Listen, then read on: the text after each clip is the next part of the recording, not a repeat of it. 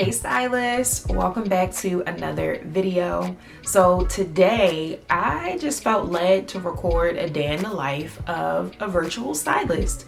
So y'all really enjoyed the previous video I did probably last year sometime when I talked about how to become a virtual stylist. So I really wanted to just show y'all what being a virtual stylist actually looked like, so y'all can get a better idea of what I do as a virtual stylist.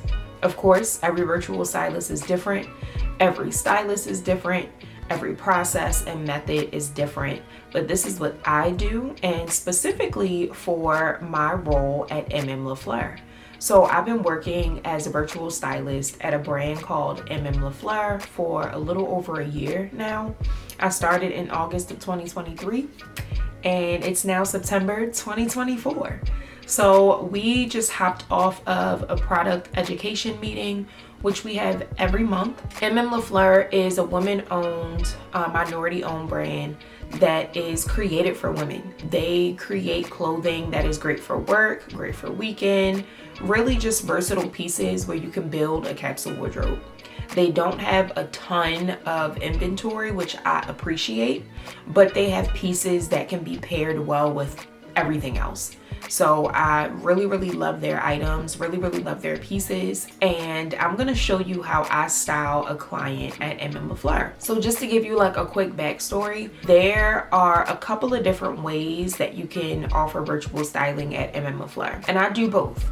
So I initially started with virtual styling appointments, which basically is me meeting the client over Zoom. They'll pretty much schedule a call with me and they'll fill out a form. I receive that confirmation and I receive the information that they filled out on the form. I go ahead and I pre-pull some pieces for them right before the call. And then on the call, it's Zoom, it's not recorded, it's very personalized.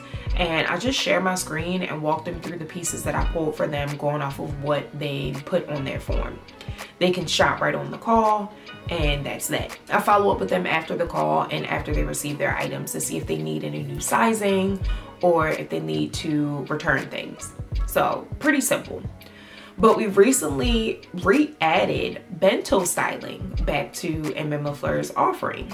And that's basically virtual styling too, but I actually don't meet the client virtually. I just text them. So the texting aspect can be a hit or miss. Obviously, when you're speaking and connecting with the person in person and or virtually, like through Zoom or Google Meet, you're able to kind of gauge the client's personality. You're able to like get a better feel for them, really understand their vibe, what they're looking for, and really look at their facial expressions when you're showing them certain items and things like that. But when it comes to the bento styling, you're literally not meeting the client in person. You're literally just texting them. You know their name, you know their budget, you know where they're located, and they also fill out a form too, so you can get a better understanding of what they're looking for. But even that sometimes is not enough information. If you're a virtual stylist or just a stylist in general, then you know. So there's always so many more questions you can ask them just to make sure that, you know, you have a better understanding of what they're looking for. Which obviously the client, the person that is on the receiving end, and or the person that's not a stylist, doesn't truly understand that. So when it comes to virtual styling, you really have to be super detailed. You have to ask a ton of questions. You have to really pay attention to what the client is asking. And if you don't understand what they're asking, ask more questions. Or if you don't understand what they're wanting, ask more questions, and don't be afraid to do that. You're not annoying them. And if you are, then they're in the wrong place. Because in order for me to serve my client successfully and really give them exactly what they're looking for, I need to ask as many questions as possible if I don't fully understand what they're wanting or what they're trying to get from this experience. So I'm gonna show y'all what it looks like to style a bento client and just walk y'all through my process and how all of that works. But before we hop into any of that, I wanna simply introduce myself. This may be y'all's first time tuning into my content, tuning into my video. Hey y'all, I'm Kristen Johnson. I'm the CEO and founder of SCB Luxury Styling, where I help aspiring, sophisticated women align their inner beauty with their outer appearance so that they can confidently show up as the women that they were designed to be. I actually call myself a style savant because I do way more than just putting outfits together and curating capsule wardrobes. I also help to shift my clients' relationship with style. I help to shift my clients' relationship with their body. I help them to determine their body shape using my signature ebook, The Body Shape Bible, which shows them how to take their measurements in 3 easy steps. It shows them all of the body shapes that I created that are more positive and more enticing to women. And there are also a list of styles that flatter that specific body shape best, depending on what you end up being. So I really am passionate and proud of that project and absolutely love educating my clients, giving them a different perspective on what style can look like for them, and also pushing them out of their comfort zone just a little bit so that they're enlightened and just excited to try more. Of course, not just a style savant, but also a style biz coach. So I started coaching personal stylists specifically in 2020 with online offerings and my signature course, 90 Days to CEO Stylist. And I do all of that at Project Style University, PSU, which is where I help first generation personal stylists really transform their passion into a profitable styling business. So I am very passionate about the business side of things because so many stylists don't realize that business is a part of what we do. If we want to maintain our love for fashion and our love for styling and make consistent money from it and retain consistent clients, we have to treat it like a business. This is not just something we're doing on the side or just something we're doing for fun. This is a real thing, and if we treat it like a real thing, we'll actually see all the fruit from it. So I started doing that in 2020. I felt like for me, it was too soon. Started off blogging, got into styling in 2014. And for me, 2020, I felt like it was too soon for me to start coaching stylists. I'm like, look, I'm not exactly where I want to be. I don't know everything just yet, but I felt led to do that. I feel like God pushed me in that direction. Although I may not know everything, I probably know a lot more than where you currently are, and I could take you to a certain point in your business and in your styling career. Now 2024, I'm 11 years in, so it's so much that I've learned within the past 4 years since starting my coaching business, and not necessarily offering my course at the moment, but I've moved into the direction of mentorship. So if you're wanting to be mentored by me, if you're looking for a stylist to mentor you and just guide you and navigate you through your journey in becoming a stylist, building your styling business, launching your styling business, and running your styling business, all of those things, that is what the PSU mentorship program is all about. We offer mentorship for 12 weeks and 24 weeks. And with each of these programs, we meet weekly. You receive the recordings and you have me in real time to ask questions and to walk you through different scenarios and also just break down what your business can look like. So if you're interested in that, definitely pause this video, go to the description and apply to work with me. This is a paid mentorship, y'all. This is not free. So definitely wanted to make sure y'all understood that moving forward. This is an investment into your future. This is an investment into your goals and what you're trying to do with your styling business. And this is just the start. As a business owner, you're constantly learning. There is no time where you're not learning. So I'm constantly investing in myself, investing in my business, and wanting to learn more. And I want to make sure that you're doing the same. So enough about all of that. I know that was a lot, y'all. So I just want to transition into bento styling. I'm excited to kind of walk y'all through what this will look like and could look like, and just to give you some tips on what virtual styling is all about. So let's get right into it.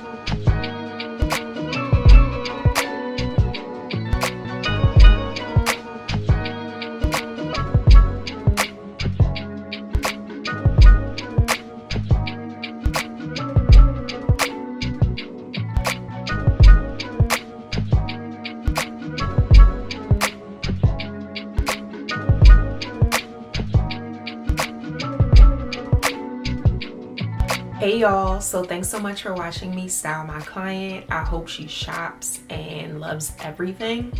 I'll try to show her feedback once she gets back to me. But aside from that, right now I'm actually going through all of my bento clients and I'm following up and making sure I know all of the items that they've kept and what they've sent back. So one of the things that I do when virtual styling is I'm super organized, one. So I really make sure that I keep an Excel sheet of all of the clients that I've styled for both virtual styling appointments and bento styling as well. And I keep those Excel sheets completely separate. For bento styling specifically for this video, I take note of the client's email. I take note of whether or not they're a new client versus a returning client. And of course, I take note of their name. Right before I style a client, I always look and see if they have shopped with us before. This is very important because if they shop with us before, I don't want to send them the same items that they already have. That's straight to the point. I want to make sure that I'm sending them things that are fresh and new, and or if they love the items that they have, maybe sending them the same item but in a different color and showing them how they can style it, and or even looking at what they currently have and incorporate pieces or suggest pieces that can be styled with what they already have from LaFleur. So that is another way, you know, staying organized, making sure that you keep up with your clients, what they've purchased, what they kept, what they love, and then making sure that when you do add more items to their capsule wardrobe and do make more suggestions, that they're versatile enough to fit into what they already have. That is one of my biggest theories when it comes to styling, really making sure that my clients have capsule wardrobes that make sense for them. I don't want to make any suggestions for pieces that don't fit into what they already have going on, because that means they will struggle with styling the piece and they probably won't ever wear it but one time. So I'm gonna go in and just go through each client and make sure that I know the pieces that they've kept and see what they've returned. And then this also helps too, this is my second point, when following up with clients. So when it comes to styling virtually for LaFleur, I check in with my clients every month because we offer new collections, or we release new collections every single month. So every single month, I want to be able to show those clients who are shopping and who are keeping items what we have that's new, so that way they can shop more. Of course, if you are working with clients who haven't kept much or return a lot, you can still send them stuff. I mean, I still treat them like any other client, but I may not send them as much, or I may just, see if they're even interested in wanting something new. A lot of the clients who return things or just haven't had a good experience with the clothes that we have, most of them are new clients. So, when you're trying a brand for the first time, it's a process. You have to give yourself enough time and your client enough time to learn the product, understand how it fits, show them how it can be styled, make sure they're getting the right size, all of the things. But as someone who's on the receiving end, like the client, a lot of times, if they're trying something for the first time and it's not a good experience, or the size doesn't work or the fit doesn't work, 9 times out of 10 they're gonna give up and they won't come back, or they're hesitant to move forward in shopping again.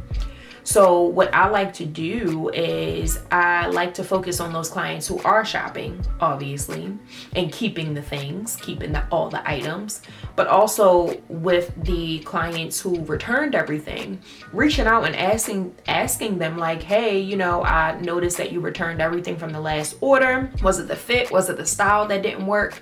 Typically when they return stuff through the system, they can note why the item didn't work. But you can always dig deeper and ask them more questions as to why the item didn't work. So that way, moving forward, you can make better suggestions so they will keep stuff this time around. So I'm gonna go in and just do this, and then I'll come back and give you a few more tips before we close out.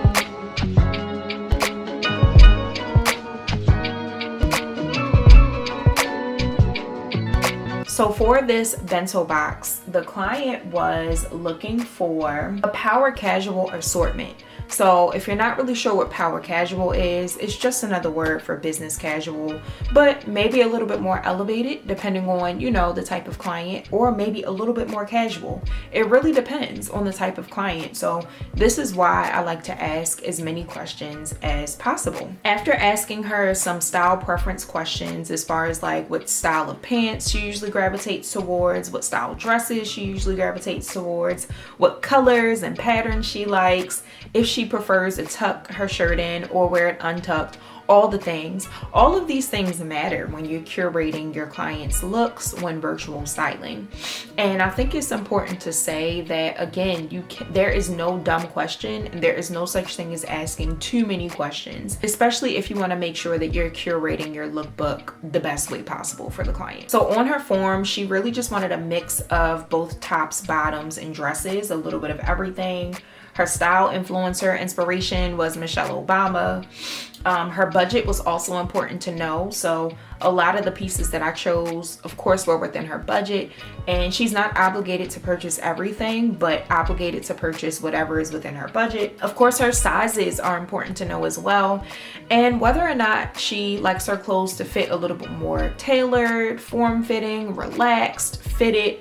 All of that matters as well, because that helps me to choose what styles to put in her assortment. It's also good to know her body shape, of course. So although I'm not doing this for my personal business, I'm doing this for another brand, it's really important to just understand the client's body shape.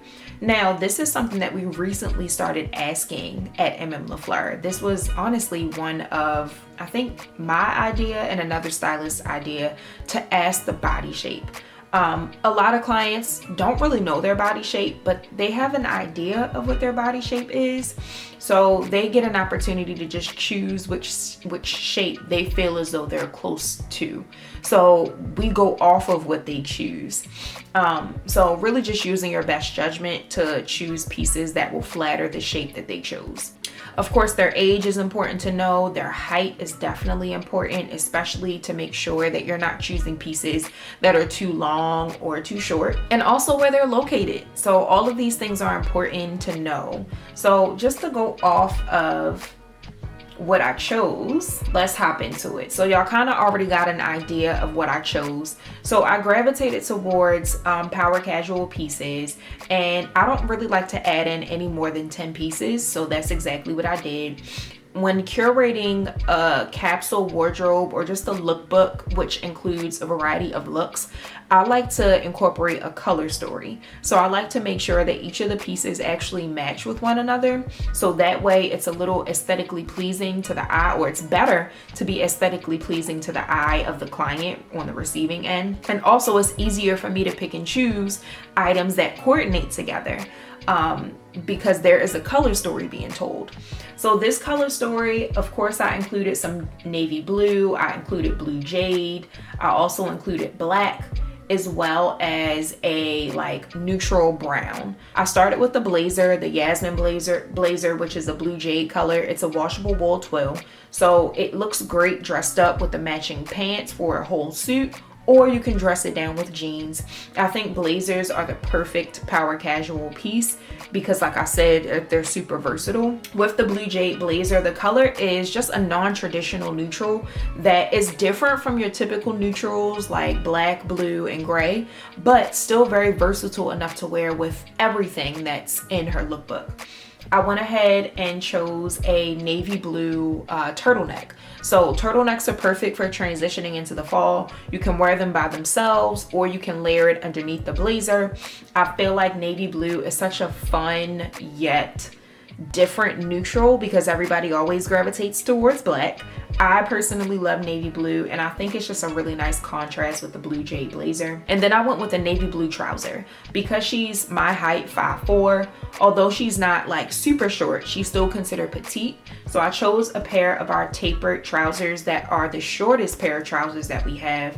These trousers are easy to dress up and dress down, and they're the same material as the blazer, but just a different color in galaxy blue. For another piece, I added in the washable silk button up. So it's a silk button up that is machine washable, but it's elevated. So the satin or the silk material really elevates it. So it's super easy to dress up, but you can also dress it down with jeans. You can tuck this top in or wear it out. You can really do a lot with this top. And I love a monochromatic look. So she can really do the navy blue button up with the navy blue bottoms, or she can wear them with the pair of black jeans that I added in here. These black jeans are super comfy, stretchy, but still structured. They're high rise and they're a kick flare style. So they're a little cropped, but they won't be super cropped on her because she's 5'4", but they'll still come to about the ankle, which I think will be perfect to wear with heels, flats, sneakers, booties, whatever. And these jeans are also a great pair of jeans that are great for all year round. They're seasonless and they're black. So I think it's always great to have a black pair of jeans in your wardrobe. So the jeans can also be paired with either of the tops that I have mentioned thus far. The next top that I chose is the Larissa sweater. So this is a power casual sweater. I feel like you can easily dress it up with trousers or a skirt, or you can dress it down with jeans or leggings or anything like that. The cool thing about this sweater is that it's lightweight. It has really cute details going across the shoulders, and then it also has a really cute button detail going down the back. So it's an elevated like sweater. So you could really do a lot with this, and it isn't boring. Although it's black, it isn't boring. So that was one of the pieces I loved about, that was one of my favorite pieces I loved in this curation.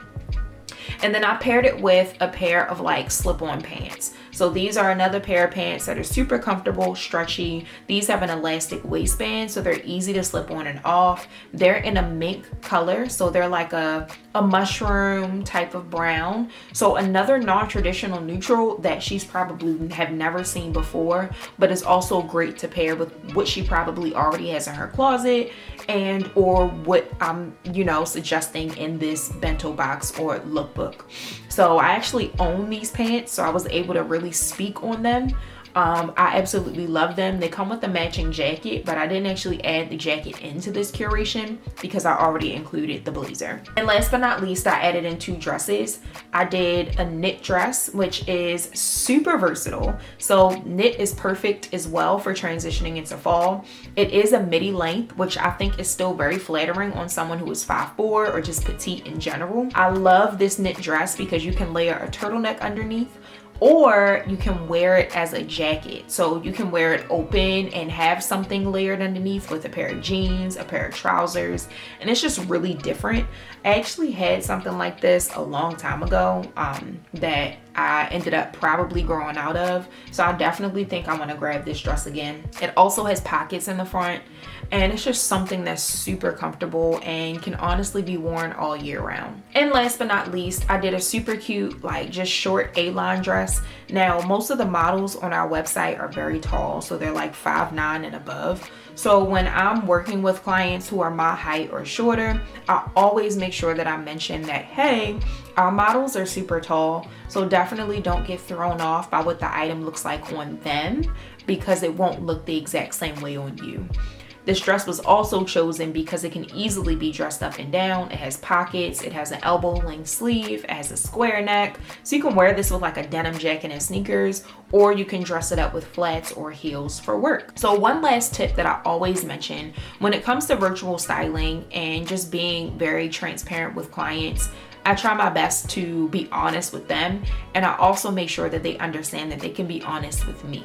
Now, when it comes to working with my clients in my business, it's a little bit different because I'm able to build a relationship with the client straight off rip, and I'm able to just like set the foundation early in the process.